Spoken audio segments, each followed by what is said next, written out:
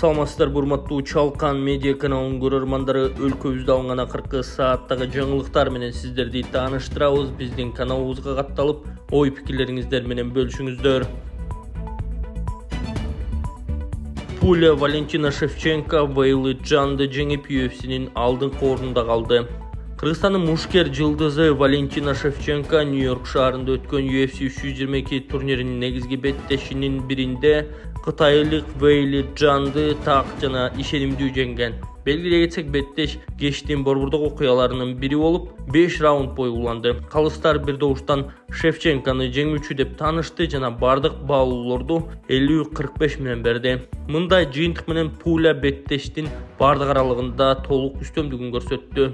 Статистикада да кыргызстандык спортчунун пайдасына болду. Шевченко так 137 сок урууга жетишкен. Ал эми атаандашы 80 гана так сокку жасаган. Ошондой эле ал 5 жолу Джанды партерге түшүрүп, канваста позицияларды көзөмөлдөгөн. Мындан тышкары Валентина UFC тарыхында бир беттеште жалпы 60 ийгиликтүү тейкдаун жасаган биринчи аял болуп калды.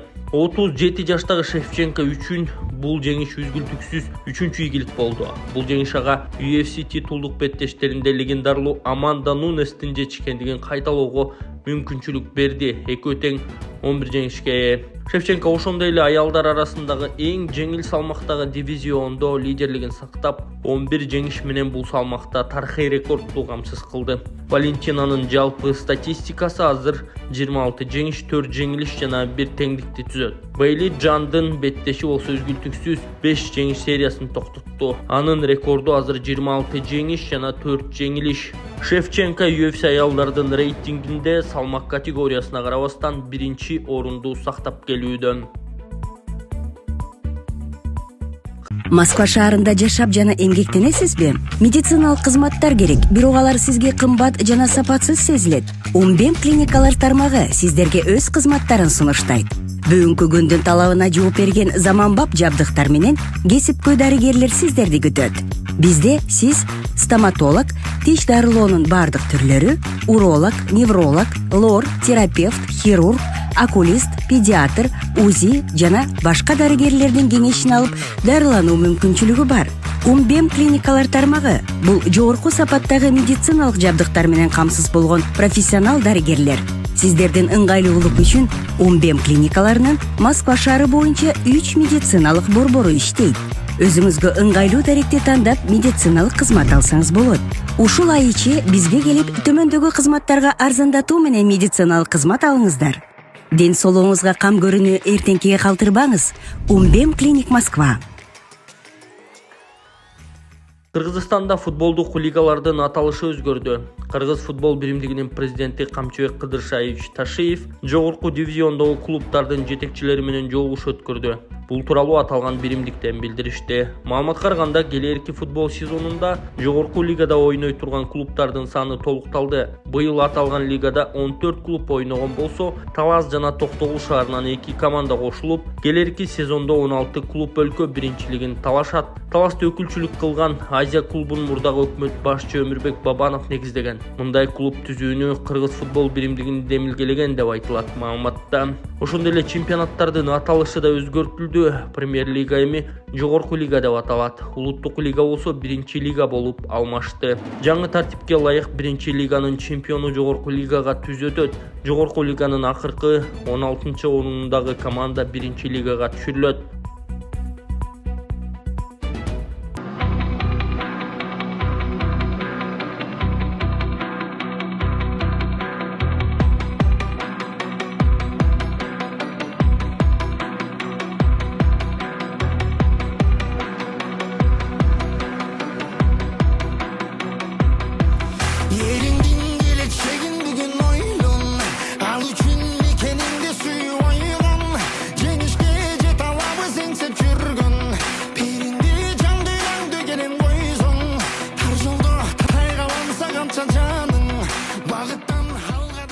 Жогорку кеңеште, парламентте элдин үнүн, элдин көйгөй маселесин, Талас облусунун көйгөй маселесин байма-бай айтып туруп, тайманбай, эч нерседен коркпой, тартынбай ушул көйгөй маселени көтөрүп, чечкенге чоң салымдарын коштум деп, эл батасын берип колдоп берди. Мен сиздердин алдыңыздарга келип бата алганы турамын.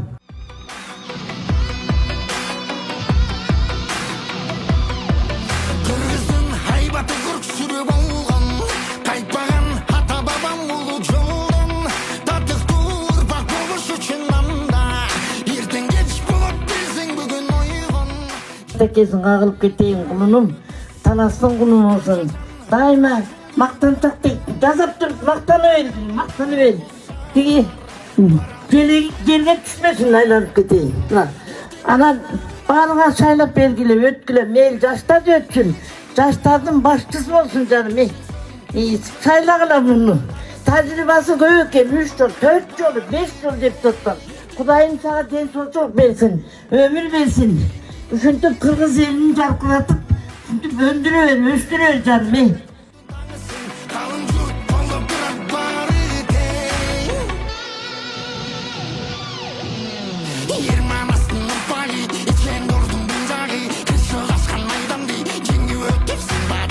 Айдоочулук күбөлүктү алмаштыруу жана менчик мектеп ачуу жеңилдеди. Министрлер кабинетинин төрагасы Адылбек Касымалиев өкмөттүк акселераторлор программасынын алкагында 2025-жылдын августунда башталган 2 чакырыктын жыйынтыгын тааныштырды. Алар негизинен күбөлүктү алмаштыруу жана менчик мектеп жаатында болду. Биринчи чакырык жеке менчик мектептерди лицензиялоону жөнөкөйлөтүү аркылуу билим берүүнүн жеткиликтүүлүгүн камсыздоого багытталган. Касымалиев Бишкек, Ош шаарларында жана бир катар облустарда калктын санынын тез өсүшү мамлекеттик мектептердин ашыкча жүктөлүшүнө алып келгенин, бул жеке сектордун мүмкүнчүлүгүн активдүү тартуу зарылдыгын шарттаганын белгиледи. Реформанын алкагында бир топ алгылыктуу иштер жасалды дешти. Онлайн лицензиялоо киргизилип, санитардык нормалар сакталган шартта имаратты кайра профилдөө талабы алып салынган. Санитардык жана өрт коопсуздугу боюнча корутундуларды алуу мөөнөтү шаарларда 30 күндөн 3 күнгө, аймактарда 7 күнгө чейин кыскартылган. Ашыкча текшерүүлөр жана административдик жолдоолор алып салынганы айтылды. Конгодо ЖЭС шахтасы урап 32 адам каза болду. Конго Демократиялык Республикасынын түштүк-чыгышындагы Мулондо айылындагы ЖЭСгени урап түшүп, кеминде 32 адам каза болду. Бул тууралуу РИА Новости агенттиги кабарлады. Маалыматка ылайык, кырсык күн мурун болгон. Расмий маалыматтарда шахтанын урашына катуу жааган жамгыр себеп болгону айтылган. Бирок жергиликтүү булактар кырсыктын чыныгы себеби башка болушу мүмкүн экенин белгилешүүдө. Жергиликтүү радиостанциянын маалыматына караганда, кенчилер менен аймакты кайтарып жүргөн аскерлердин ортосунда чырчыгып ок атылган. Натыйжада убактылуу көпүрө урап түшүп, шахтанын ичиндеги нымдуу жерлер кошо ураган. Конго бийлиги учурда так жыйынтык чыгаруу үчүн иликтөө иштерин жүргүзүүдө. Кыргызстанда жылына 10 миңден ашык ымыркай ара төрөлөт. Кыргызстанда жыл сайын 10 миңден ашуун бала мөөнөтүнө жетпей ара төрөлөт. Мындай статистиканы Эне жана баланы коргоо улуттук борбору келтирди. Оорукананын маалыматы боюнча, мөөнөтүнөн эрте төрөлгөн ымыркайларды багуу абдан кымбатка турган жана татаал процесс. Алардын жашоосу алгачкы күндөрдө жогорку технологиялык медициналык жардамга, адистердин квалификациясына жана коомдун колдоосуна түздөн-түз көз каранды. Борбор белгилегендей, 2004-жылдан бери Кыргызстан толугу менен дүйнөлүк саламаттыкты сактоо уюму сунуштаган жаңы төрөлгөн ымыркайларды каттоо критерийлерине өткөн. Бул критерийлерге ылайык кош бойлуулуктун 22 жумасынан кийин төрөлгөн жана салмагы 500 граммдан ашкан балдар катталат. Мындай балдардын ата-энелери сапаттуу дарылоого жана материалдык колдоого гана эмес, медициналык кызматкерлердин жана жалпы коомчулуктун психологиялык жардамына да муктаж. Урматтуу кыргыз элим, чет өлкөгө операцияга чыгам. Жакында 15 000 доллар керек болуп атат. Алла ыраазычылыгы үчүн жардам берип коюңуздар. Балдарым үчүн жашап келем. Ошондо эле кызык калбады. Акыркы күндөрү ушу балдарым эле жашап калдым дегендир. Менден карыз эмессиздер. Алла ыраазычылыгы үчүн жардам берип коюңуздар. Балдарым үчүн чыгуудан, айласынан интернетке жардам сурап, М-банк Алина деп чыгат, Сбербанк Замира деп чыгат. Айла кетип жардам сурап чыгуудан сиздерден сураныч. Алла ыраазычылыгы үчүн жардам берип коюңуздар. Айыл чарба министрлигинде эттин баасын турукташтыруу маселеси талкууланды. Суу ресурстары, айыл чарба жана кайра иштетүү өнөр жайы министрлигинде министрдин биринчи орун басары Жаныбек Кермалиевдин жетекчилиги астында онлайн форматтагы кеңешме өттү. Кеңешме экономика жана коммерция министрлигине караштуу монополияга каршы жөнгө салуу кызматынын, шаардык мэриялардын, жергиликтүү мамлекеттик администрациялардын жана базар жетекчилеринин катышуусунда өткөн. Анын жүрүшүндө азык-түлүк коопсуздугу, ошондой эле социалдык маанидеги товарлардын, анын ичинде уй жана кой этине болгон бааларды турукташтырууга өзгөчө көңүл бурулду. Иш-чаранын жыйынтыгында өлкө аймагында уй жана кой этине сулп этинен тышкары бааларга убактылуу мамлекеттик жөнгө салуу мөөнөтү 2025 жылдын 31 декабрына чейин узартылганы маалымдалды. Ошондой эле жергиликтүү мамлекеттик органдарга элди фермерлерден түз жеткирилген эт менен үзгүлтүксүз камсыз кылууну уюштуруу тапшырмасы берилди. Бишкек менен Чүй облусун газдаштырууга 12 миллион сомдон ашык каражат бөлүндү. Бишкек шаарын жана Чүй облусун газдаштыруу боюнча жеңилдетилген каржылоо 3-чү долбоорунун алкагында жалпысынан 12,22 миллион сомдук жеңилдетилген насыя берилди. Бул тууралуу Финансы министрлигинен билдиришти. Долбоорго Айыл банк жана Элдик банк тартылган. Программага бөлүнгөн насыянын жалпы суммасы 200 миллион сомду түзөт. 2025 жылдын 30 октябрына карата долбоордун алкагында газдаштыруу иштерине байланыштуу 98 субъектке жалпы 12,22 миллион сомдук жеңилдетилген кредит берилди. Программа аймактарды газдаштырууну тездетүү үчүн жеткиликтүү каржылоону камсыз кылуу менен ишин улантууда. Эдил Байсалов анти-кытайлык чагымдарды кырдаалды чайпалткысы келгендер жасап жатат. Анти-кытайлык чагымдардын артында Кыргызстанды чайпалткысы келгендер турат. Мындай пикирин министрлер кабинетинин төрагасынын орун басары Эдил Байсалов социалдык тармакка жазды.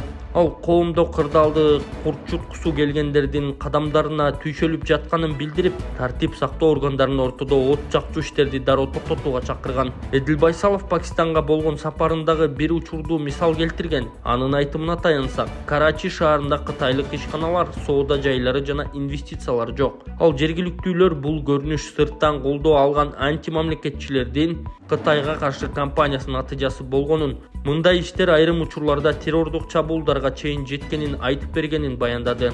Эдил Байсаловдун айтымында Кытай менен стратегиялык жакындыгына карабастан Пакистан эң маанилүү өнүгүү мүмкүнчүлүктөрүнүн бирин өзү эле жаап алган. Ал эми мындай кадам алардын экономикалык өсүшүнө олуттуу тоскоол болгон. Эсиңиздерге сала кетсек, кечээ Чүйдүн Константиновка айылында China Road жана Chunzi компанияларынын айдоочулары жол талашып, жаңжалдаша кетишкен. Анын кесепетинен улам бир киши ооруканага кайрылган. ИИМден айдоочулардын мушташынан кийин 44 кишини милицияга алып кетип, алардын ичинен 16сы кармалганын кабарлаган. Бул темада тагыраагы Кыргызстанда иштеп жаткан башка кытайлыктар боюнча Тышкы иштер министринин башчысы Жээнбек Кулбаев да үн каткан. Министрдин айтымында алар эмгек визасынын негизинде иштеп жатышат. Виза мөөнөтү бүтөөрү менен чыгып кетип, чыкпагандары депортацияланмакчы.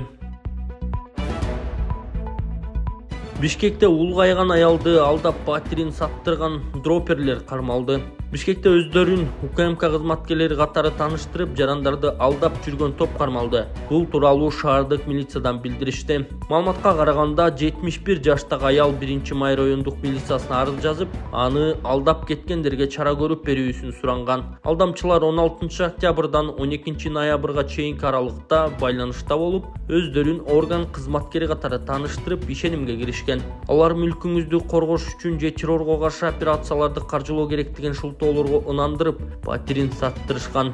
Жабырлануучу түшкөн акчаны бир эле банктын ар башка 18 реквизитине которуп берген деп айтылат маалыматта. Бул факт боюнча Кылмыш жаза кодексинин электрондук төлөм каражаттарын, виртуалдык актив капчыгын жана сим карталарды үчүнчү жактарга атайлап берүү же сатуу беренеси менен иш козголгон. Иликтөөнүн жыйынтыгында 6 бала дроперликке шектелип кармалган. Алардын эң улуусу 30 жаштагы, 16 жашта болуп чыккан. Иш боюнча тергөө улантылууда.